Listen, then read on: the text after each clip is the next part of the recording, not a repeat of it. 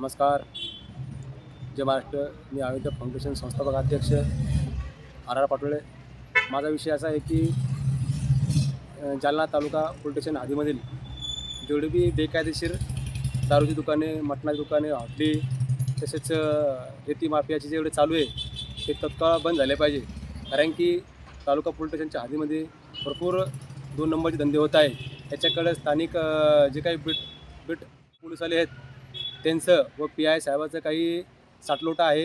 हे यांना संबंधित ह्या लोकांकडून हप्ते चालू आहेत असा संबंधित आम्हाला माहिती मिळाली आहे. तरी तालुका पोलीस स्टेशनच्या रोडला एक बेकायदेशीर भोजनालयाच्या नावावर दारूचा व्यवसाय चालू आहे, तोही बंद झाला पाहिजे. कारण की आजूबाजूला परिसरामध्ये मंदिर आहे, पुन्हा कॉलनी आहे आणि तो खूप रहदारीचा रस्ता आहे. इथं ॲक्सिडेंट होण्याची बी शक्यता आहे.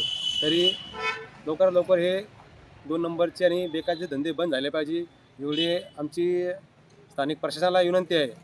मागं आमचे काही सहकार्याचे गोविंदराज निकाळेचे यांच्यावरही बेकायदेशीर त्यांना गुन्हेगार म्हणून त्यांना बेदम मारण्यात आलेलं आहे.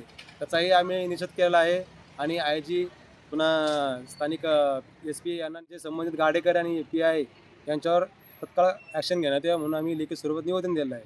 तरी तुम्ही तिथले पी-आय साहेब तुम्ही हे 2 नंबर धंद्याकडे लक्ष द्या.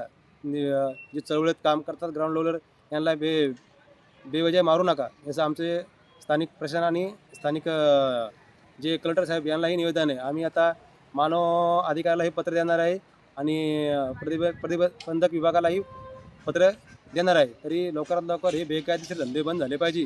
कारण की तुम्ही हे चोराला हे साध्य आहे, यांना तालुका पोलीस स्टेशनमध्ये हप्ता चालू आहे असं आमच्याकडे पुरावेसुद्धा आहेत. आम्ही पुरावे दाखवू शकतो असं आम्हाला ह्या व्हिडिओच्या माध्यमातून म्हणायचं आहे. तरी लवकर बंद व्हावे. जय हिंद, जय महाराष्ट्र.